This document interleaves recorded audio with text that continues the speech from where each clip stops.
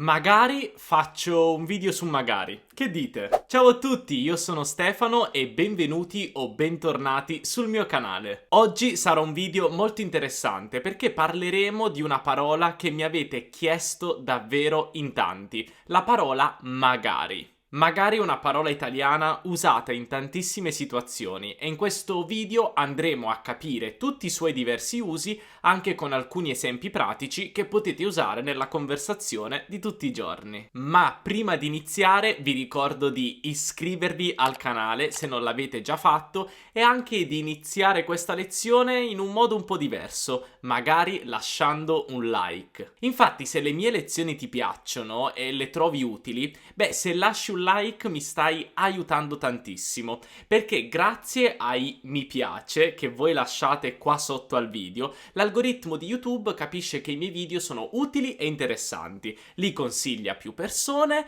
e quindi il mio canale cresce e io posso fare tantissime belle cose sul mio canale. E per ringraziarvi del like che avete appena lasciato, vi lascio un'immagine della bellissima Roma che ho scattato qualche giorno fa. Ma adesso basta parlare, iniziamo subito con la lezione di oggi. Tutti gli usi della parola magari. Il primo uso della parola magari è forse. Forse. Quindi magari in alcuni casi semplicemente significa forse. Per esempio, mettiamo che siamo a pranzo insieme e che stiamo mangiando. Io assaggio la pasta che tu hai appena preparato, però sento che manca qualcosa. Sento che la pasta è un po' insipida. Quando noi diciamo che qualcosa è insipido, significa che non c'è abbastanza sale. Quindi forse lo hai dimenticato. Allora se siamo a tavola insieme, io non ho alcun problema a dirti che la pasta è insipida e allora posso dirti la pasta è un po' insipida, magari non hai messo il sale. La pasta è un po' insipida, magari non hai messo il sale. Quindi in questo caso io ho un dubbio, non sono sicuro al 100%, però uso la parola magari per esprimere proprio il mio dubbio, il forse. Forse non hai messo il sale, magari non hai messo il sale. Ora, per esempio, diciamo che sono con mia sorella e mia sorella non riesce a trovare le sue chiavi di casa. E allora io posso dirle, magari le hai lasciate nella giacca. Magari le hai lasciate nella giacca. Quindi io sto dicendo a mia sorella che forse, non sono sicuro, però forse ha lasciato le chiavi nella sua giacca. Attenzione a una cosa molto importante, io dico magari le hai lasciate nella giacca. Questo perché io sto usando il pronome le per sostituire le chiavi e quindi per questo motivo devo accordare il participio passato lasciato con l'oggetto che ho sostituito, quindi le chiavi, che è femminile e plurale, e per questo motivo dico le hai lasciate. Le hai lasciate. Un altro uso molto interessante della parola magari è quello di esprimere un desiderio. Per esempio, se questo weekend sarà molto molto bello, ci sarà il sole, farà caldo, i miei amici possono invitarmi a fare una gita in montagna e potrebbero dirmi: vuoi venire in montagna con noi? Vuoi venire in montagna con noi? E io sono molto contento, ho molta voglia, ho un grande desiderio di andare in montagna con loro. E allora posso dire, magari, sarebbe bellissimo. Magari, sarebbe bellissimo.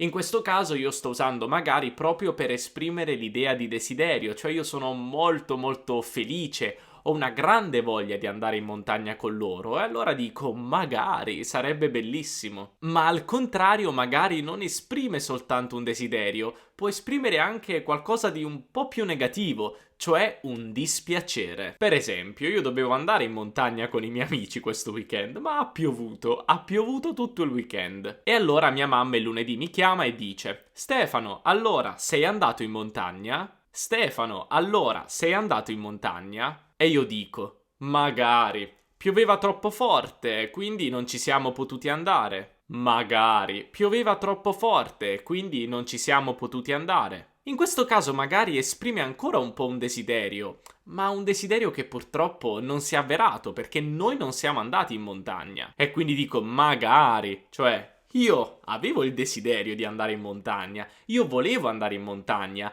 ma adesso sono dispiaciuto, sono triste perché non sono andato. Il mio desiderio non si è realizzato. Quindi questo è il caso in cui magari esprime dispiacere, cioè un desiderio che non si è realizzato. Magari però si usa anche nel senso di eventualmente. Quindi in questo caso esprime l'idea di qualcosa di eventuale. In realtà è molto simile all'idea di forse. Però qui non esprimiamo soltanto un dubbio, ma qualcosa di eventuale che potrebbe accadere. Per esempio, io sto pensando di andare in vacanza. Scusate, parlo sempre di vacanze comunque. Io sto pensando di andare in vacanza in Puglia quest'estate. È una possibilità, un'eventualità, qualcosa che io potrei fare. Allora dico a me stesso, magari potrei andare in Puglia quest'estate.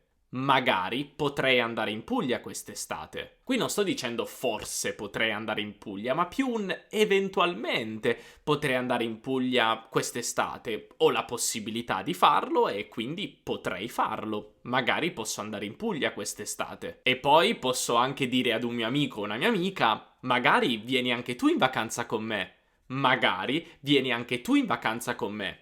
E quindi in questo caso anche sto dicendo eventualmente, è possibile, è un'eventualità che tu possa venire in vacanza con me. Attenzione però, magari può essere usato anche con il congiuntivo. Ci sono diversi usi di magari col congiuntivo, però oggi ci concentriamo su un uso in particolare che secondo me è il più comune. Per esempio, diciamo che ho appena fatto un esame all'università, ma l'esame non è andato così bene, perché non ho studiato abbastanza. Allora, alla fine dell'esame, dopo che non è andato così bene, dico, magari avessi avuto più tempo per studiare. Magari avessi avuto più tempo per studiare. Quindi in questo caso anche io sto esprimendo di nuovo l'idea di un desiderio, però un desiderio mancato. Cioè io volevo studiare di più, sarebbe stato meglio, ma non l'ho fatto. Quindi se avessi avuto più tempo per studiare, l'esame sarebbe andato meglio, ma non è successo. Quindi per esprimere l'idea di un desiderio che avevo, ma che adesso non si è realizzato, posso dire magari avessi avuto più tempo per studiare. Quindi come vedete in questo caso il magari avessi avuto più tempo per studiare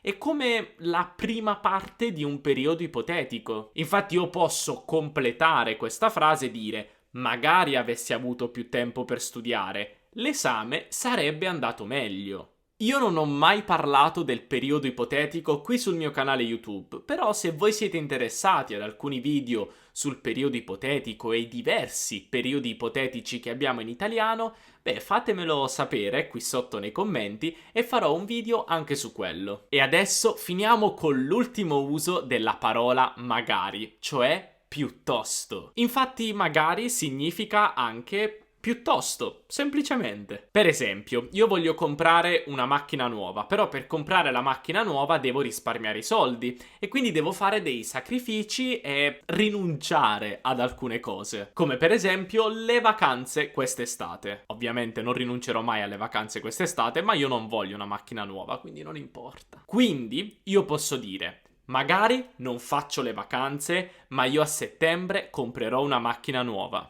Magari non faccio le vacanze, ma io a settembre comprerò una macchina nuova. Qui io cosa sto dicendo? Sto dicendo, piuttosto non faccio le vacanze quest'estate, ma perché io devo risparmiare i soldi, perché a settembre devo comprare la macchina nuova. In questo caso, come potete vedere, magari ha lo stesso significato di piuttosto. Benissimo, avete capito quali sono gli usi di magari? Adesso quello che potete fare è provare a scrivere qui sotto alcune frasi usando la parola magari. Ovviamente se questo video vi è piaciuto non dimenticate di lasciare un bel like perché questo mi aiuterà tantissimo e anche di iscrivervi al canale per non perdere i video futuri, anche attivando la campanellina così che sarete notificati ogni volta che pubblico un nuovo video. E anche ricordatevi di seguirmi su Instagram Teacher Stefano per altri contenuti sull'italiano, l'Italia, la mia vita, eccetera eccetera. Benissimo, per il video di oggi abbiamo finito e noi ci vediamo nella prossima lezione. Un abbraccio dall'Italia, ciao!